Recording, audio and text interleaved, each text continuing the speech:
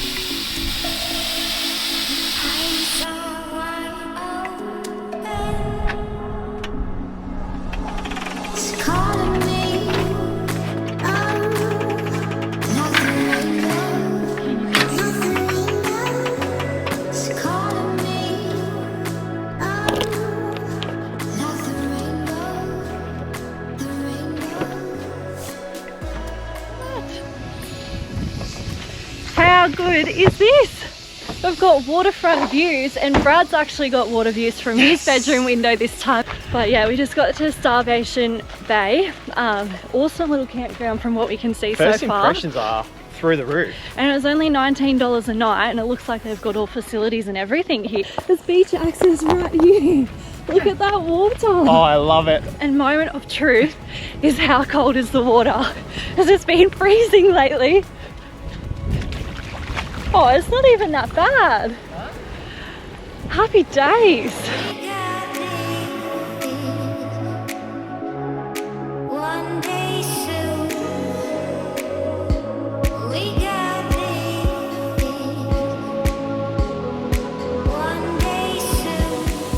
So I've just walked from our camp at Starvation Bay because I saw on Wikicamps there was a little marker that said rabbit-proof fence, and it was only about 1.5 k's down the beach from where we're at camp, and it really sparked my interest because the rabbit-proof fence is like it has so much history in Australia, and I remember learning about it and like watching the movie about it and stuff. So when I saw that the rabbit-proof fence was down here, I was like, oh, that would actually be kind of cool to look at. And I had no idea what I was expecting to see. I kind of just thought it would be like a wiry fence, but I've just approached it and have a go at it.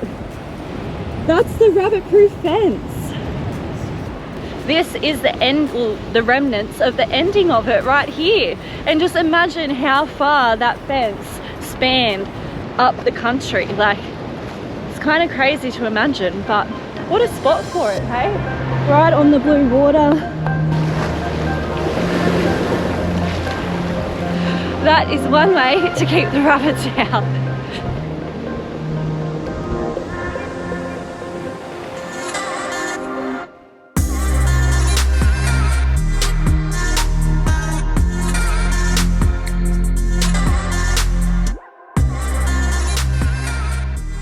Well, apart from the rabbit-proof fence, there was not much else on the agenda at this camp.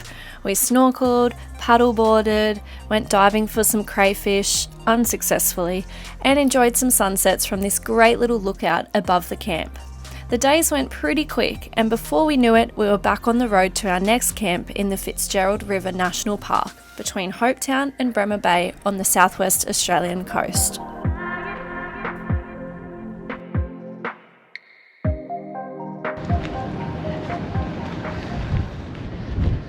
Are you multitasking? Mate, welcome to the best water fill-up in Western Australia. Take 3 steps and you're in the water. So I'm just trying my luck for some squid. I feel like some squid fit now, so yeah. Hopefully there's a few poking about. Squidding while we're doing the water fill-up, hey? The ultimate multitasker. Love it.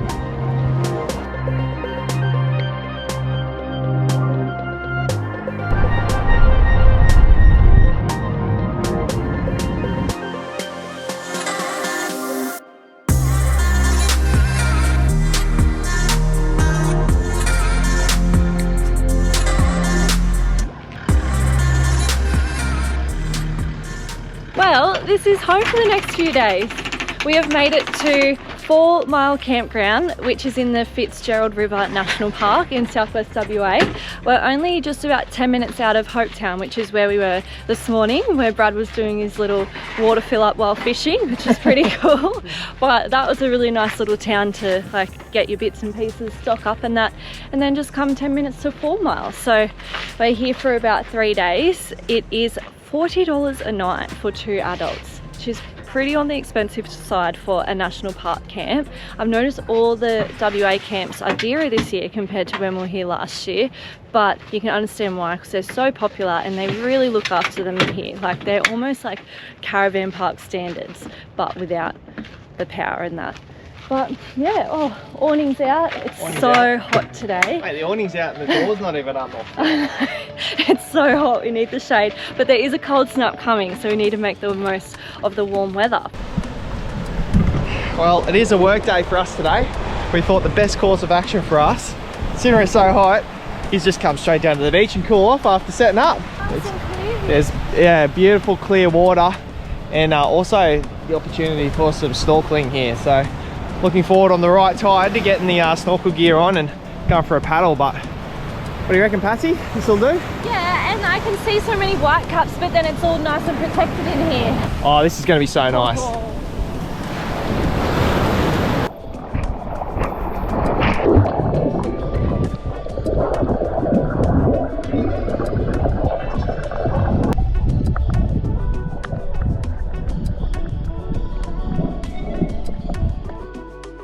Good morning, team.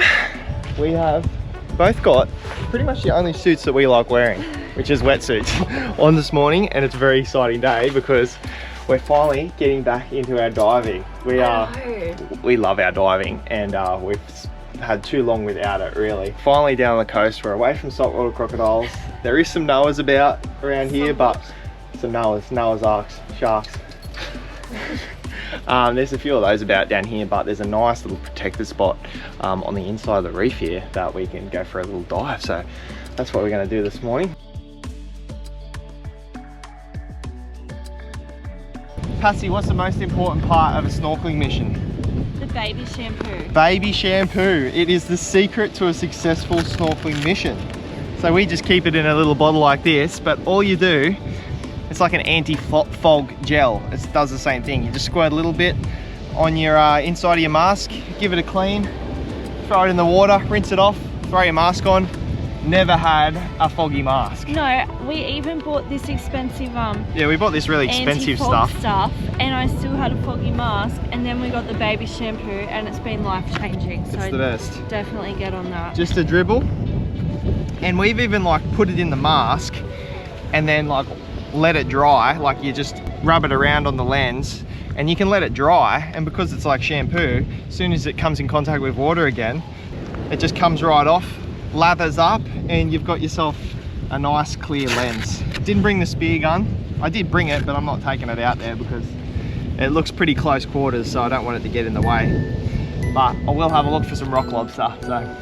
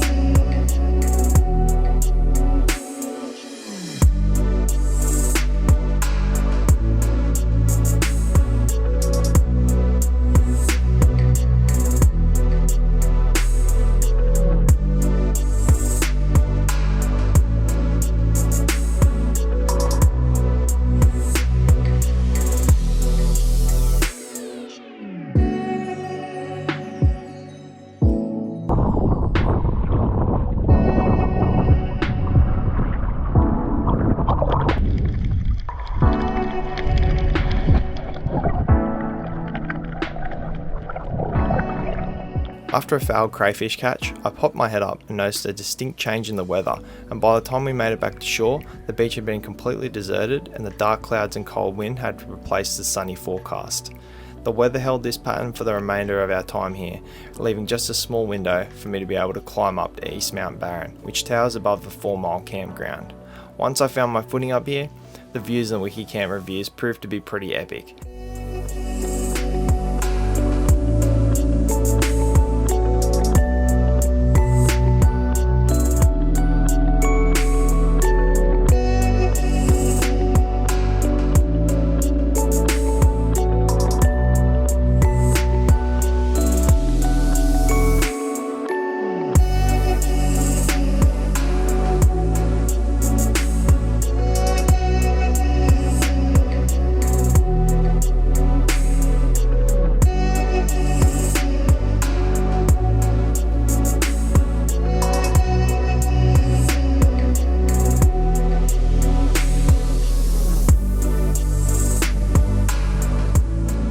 It didn't take long though for the dark clouds and wind to roll back in, forcing me off the mountain and pushing us further west along the coast to a place that has been on our bucket list for quite some time.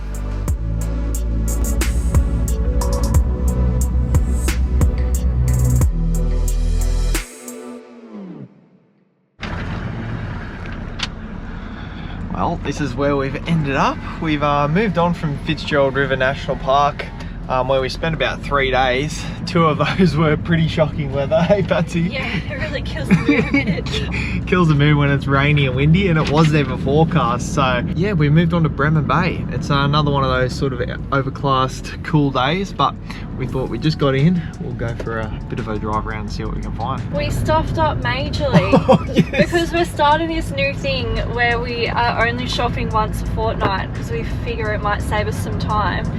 And for some reason I assumed that Bremer Bay was some big town like Esperance or Albany and would have a Woolies or a Coles or something. So I was going to do a big 2-week shop here, and we get here and it's like this quaint little village vibe like town. Like a fishing town, hey? Yeah, it's got like one general store that just sells everything, and it's definitely did not deliver on the 2-week shop price. No, we bought about a week's worth of groceries for the price of 2 weeks worth of groceries, so We just tried to scrounge together what we could. a bit of a killer. Well, 2 minutes later and we're at the beach. I'm playing a dangerous game of, do I need to let my tyres down? I thought this was a creek. Yeah. This on Google Maps, it must only come like high tide. It must only get a high tide here very rarely. It looks soft down there. I was hoping there'd be a paddleboard wave here, but it doesn't look like there's a paddleboard wave. So we have no business being here right now. It feels hard so far.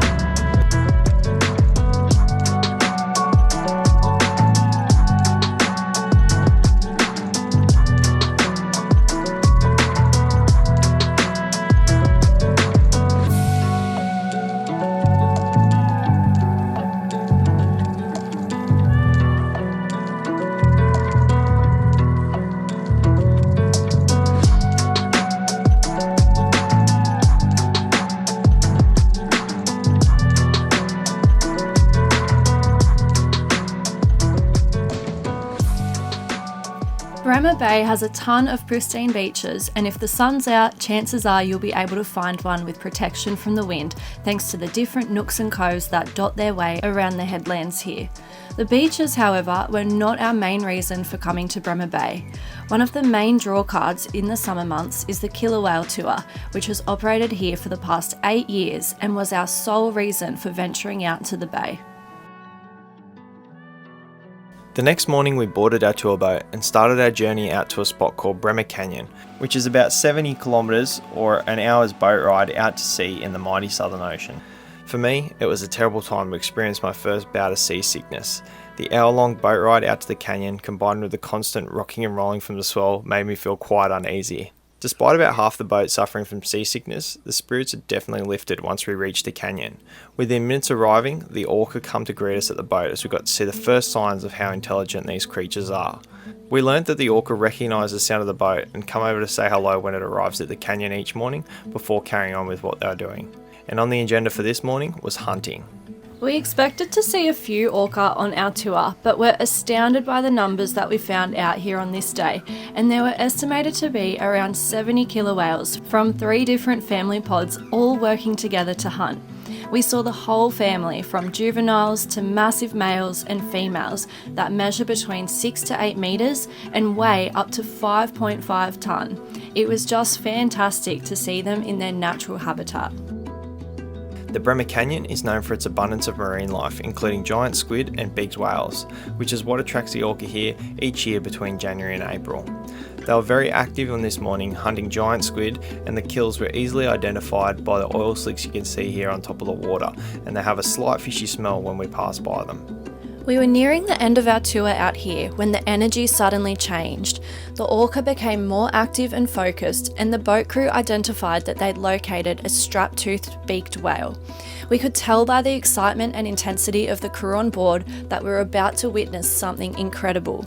Normally the orca would complete the hunt quickly, but on this rare occasion, their attack on the beaked whale was interrupted by a pod of over 100 pilot whales who charged in to drive the orca away and protect the beaked whale.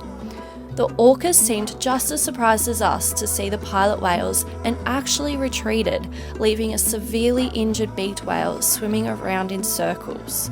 Little did we know we were about to witness something even more spectacular and a true display of why the highly intelligent orca is the apex predator. So this is the last and the longest clip that we took while we were out on the boat, and it shows the end of the hunt, and I thought I'd just let it play through because it's quite amazing to see all the different factions at work here. So we have the pilot whales, we have the shearwaters absolutely circling this hunt. There's a lot of blood in the water, and you can see here the pilot whales physically driving the orca away from the beaked whale. But what the pilot whales didn't know is they were actually being led away as a decoy. So some of the orca had been given the job to lead the pilot whales away, confuse them, and while the other orcas were tasked with completing the hunt, sinking the beaked whale down. So you can see the pilot whales just to the top of the screen there. They'd actually done a complete 180 once they'd realised they'd been led past the beaked whale, and the orcas are thrashing around in the water, desperately trying to finish the kill. These shearwaters are circling the beaked whale. There's a lot of oil, like blubber, blood in the water. The shearwaters are actually skimming the top of the water, and that's how they get their fill from these hunts. So you can see massive amount of chaos going on here. There's whales splashing everywhere. There's pilot whales ganging up on the orcas, and the poor beaked whale almost comes over to our boat to sort of seek refuge. It almost felt like. You can see an orca trailing him on one side and a pilot whale on the other side, also trying to drive the orca away.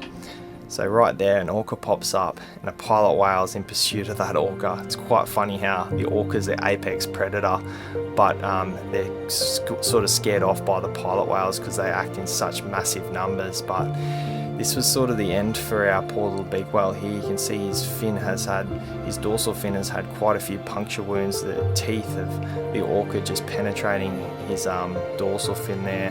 The massive amounts of skin that have been taken off him.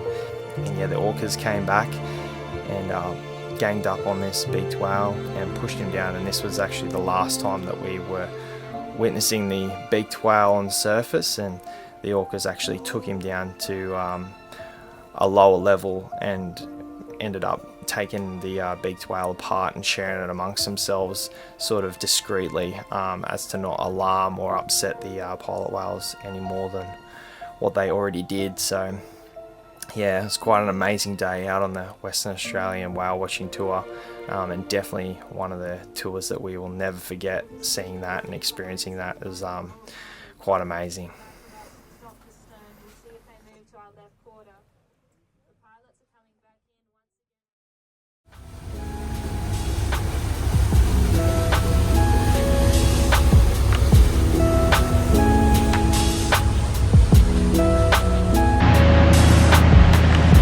Hello Gerald. We took a bit of a detour on our way back home, and I'm so glad we did, because this is just mint. How spectacular the watercolour is here. the right place for an afternoon recuperation session for myself.